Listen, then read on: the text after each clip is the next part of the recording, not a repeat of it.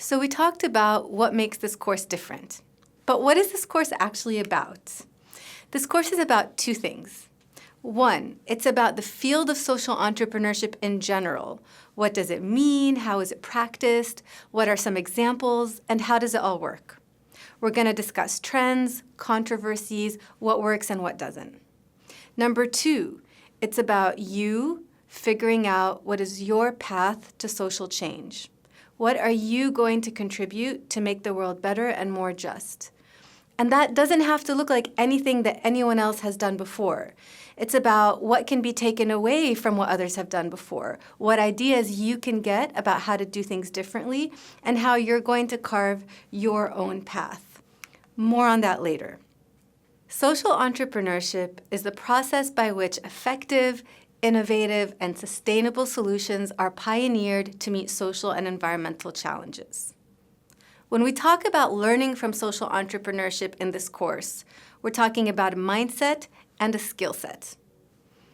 The mindset is that you're questioning the status quo, the way things are today, and you're daring to imagine how they could be different.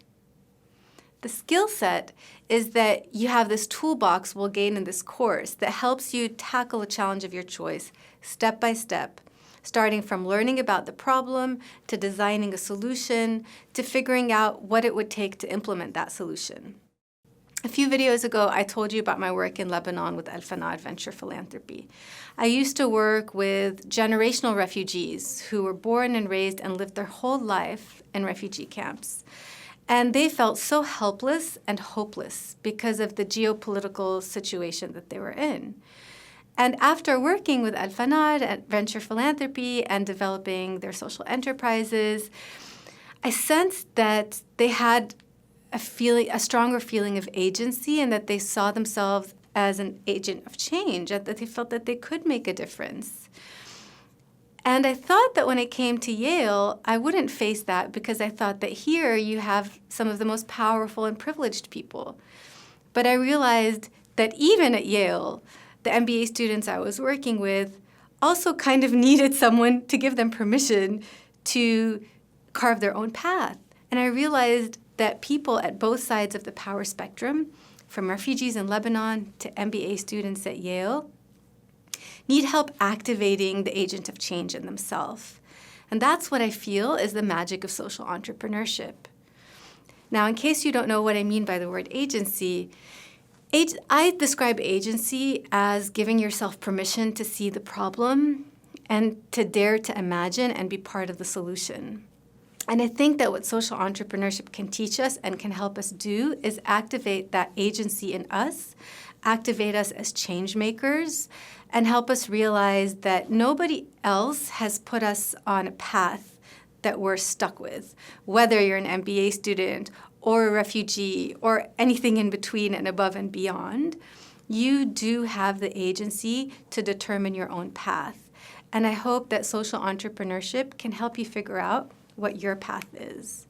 And that's why, whether you work in a large or small company or whether you want to start something new, there's a role that you can play in sustainable development.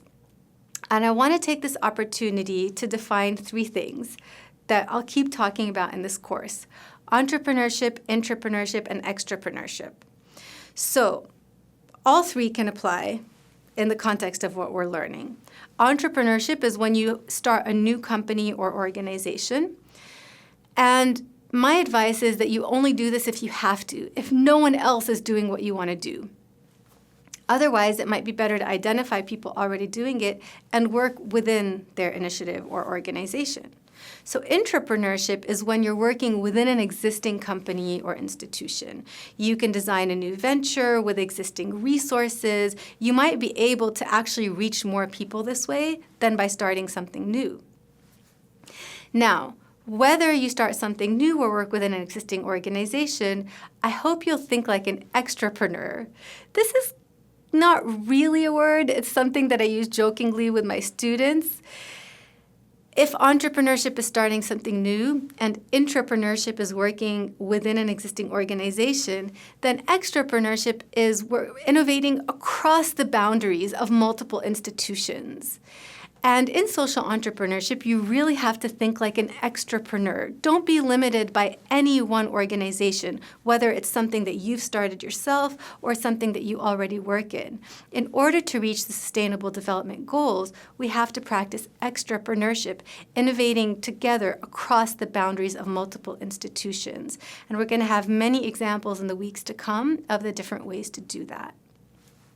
So in practicing social entrepreneurship, you can be either an entrepreneur, an intrapreneur, and hopefully either way, you'll also think like an extrapreneur. I want to take a moment to talk a little bit about public health. And you might ask, why is she going on about public health? This course is about social entrepreneurship and social change. Well, as I mentioned, my own training and background is in public health. And in my opinion, everything is public health. And public health is one of the best ways to think about social entrepreneurship. So what do I mean when I say public health? It basically means the well-being of society. Public health includes both health care and it includes drivers of health, which some people refer to as social and environmental determinants of health. This means everything that affects health outcomes. It includes built environment, housing, green spaces. It includes your job, your livelihood, your income, what you do for a living. It includes your education, the pollution outside, climate change, transportation. So that's what I mean when I say everything is public health. And no matter what your job is, you are likely influencing drivers of health.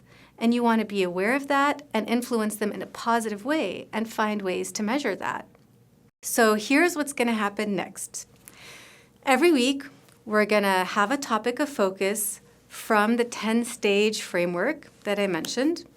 And you have to pick a topic for next week as part of this week's assignment and start researching that topic.